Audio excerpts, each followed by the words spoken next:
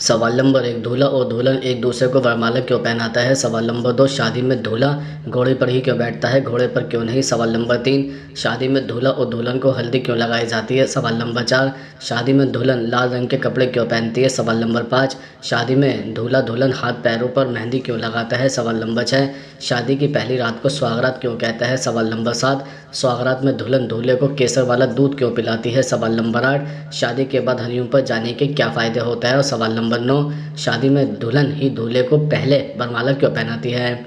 सवाल नंबर 1, दूल्हा और दुल्हन एक दूसरे को वरमाला क्यों पहनाते हैं? दरअसल हिंदू धर्म के अनुसार शादी केवल लड़का लड़की के बीच नहीं होती है, यहाँ दो परिवारों का मिलन माना जाता है। इसलिए कई हिंदू रस्म के साथ उन्हें पूरा किया जाता है। इन्हीं रस्मों में से एक है वरमाला पहनाने की रस्म। इसकी शुरुआत सबसे पहले माता पार्वती और भगवान शिव की शादी से हुई थी। फिर रामायण और महाभारत के समय में इस रीति को होते देखा गया। लेकिन क्या आप जानते हैं कि दूल्हा दुल्हन एक दूसरे को वरमाला क्यों पहनाता है? तो चलिए आज हम आपको बता ही देते हैं। दरअसल इतिहास की बात करें तो वरमाला की रस्म इसलिए एक प्रथा बन गई क्योंकि शंकर पार्वती और भगवान श्री राम सीता की शादी में भी यही हुआ था। इसे स्वयंवर का नाम भी दिया गया था। इस रस्म को पूरा करके दूल्हा और दुल्हन शादी के 7 जन्मों के बंधन को निभाने का वादा भी करते हैं। इसे शादी का पहला कदम कहा जा सकता है। दूल्हा और दुल्हन के एक दूसरे को वरमाला पहनाने के पीछे यह वजह होती है कि अब दोनों जीवन भर के लिए एक दूसरे को पति और पत्नी के रूप में स्वीकार करते हैं। सवाल नंबर 2, शादी में दुल्हन ही दूल्हे को पहले वरमाला क्यों पहनाती है? दरअसल पहले के समय में भी स्वयंवर रचाया जाता था।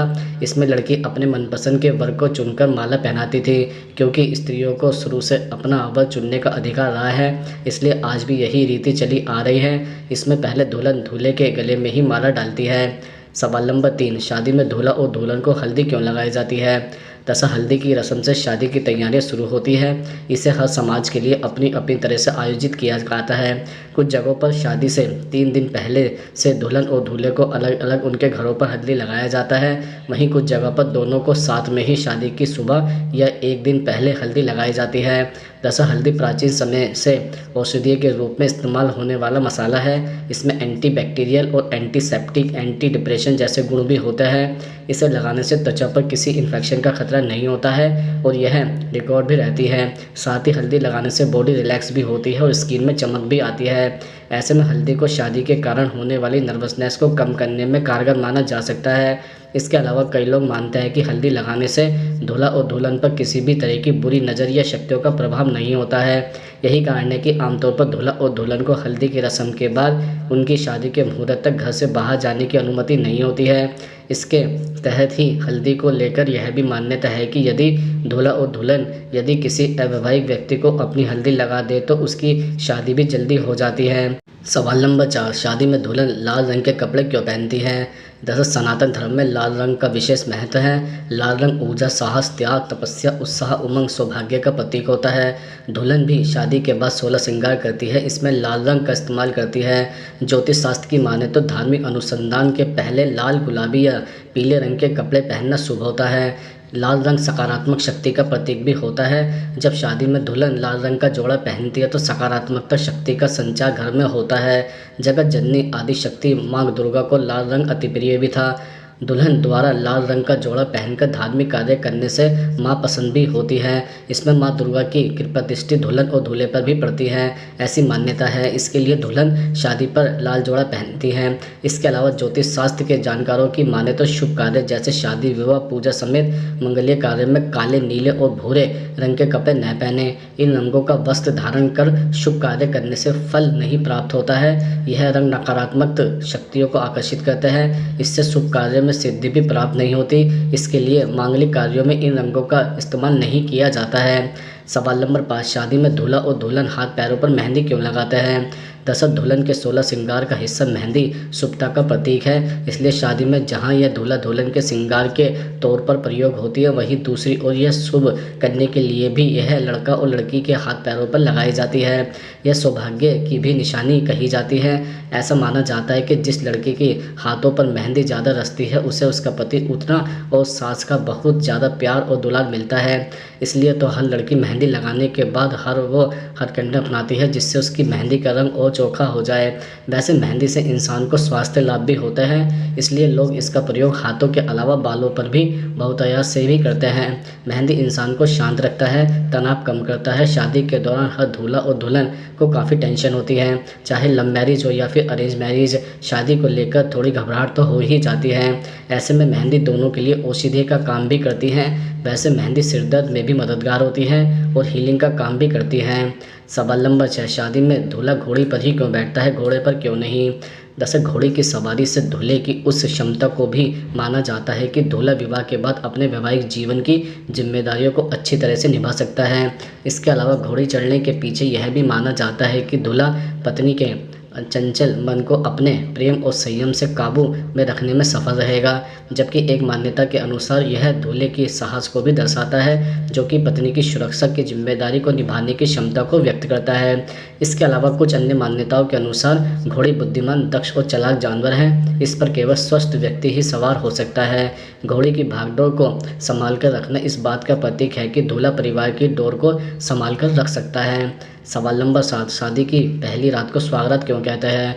दरअसल स्वागत शब्द दो शब्दों को मिलाकर बना हुआ है। शादी के बाद लड़की को सुहागन हो जाती है और सुहागन होने के बाद उसकी पहली रात होती है, इसलिए विवाह की पहली रात को स्वागत कहा जाता है। यह रात लड़की और लड़के की शादी के बाद की पहली रात होती है, जो दोनों एक दूसरे के साथ बिताते हैं। इस रात वह एक दूसरे से ढेर सारी बातें और एक दूसरे को जानने की कोशिश भी करते हैं। कोई दो अजनबी लोग शादी के बाद जब एक दूसरे के साथ जो पहली रात बिताते हैं, वो रात सुहागरात कहलाती है। यह शादी की रस्मों में गिनी जाती है।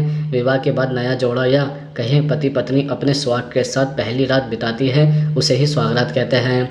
सवाल नंबर 8, सुहागरात में दुल्हन दूल्हे को केसर वाला दूध क्यों पिलाती है? दरअसल शादी को एक पवित्र बंधन माना जाता है। कई चीज़ों को ध्यान में रखते हुए इसके साथ कई रीति रिवाजों को जोड़ा भी जाता है। इन्हीं में से एक है शादी की रात दूध पीने की प्रथा भी है।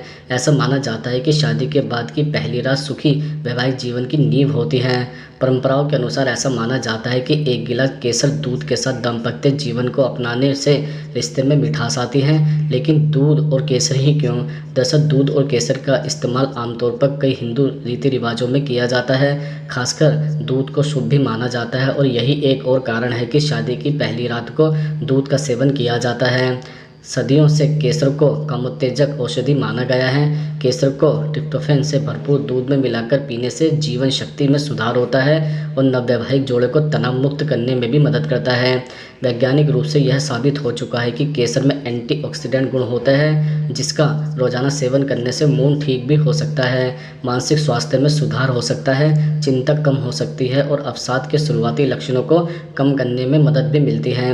हालांकि शादी की पहली रात को इस ड्रिंक को पीने के पीछे का मकसद है कि शादीशुदा जिंदगी की शुरुआत आरामदायक वातावरण और खुशी से हो। सवाल नंबर 9, शादी के बाद हनीमून पर जाने के क्या फ़ायदे होते हैं?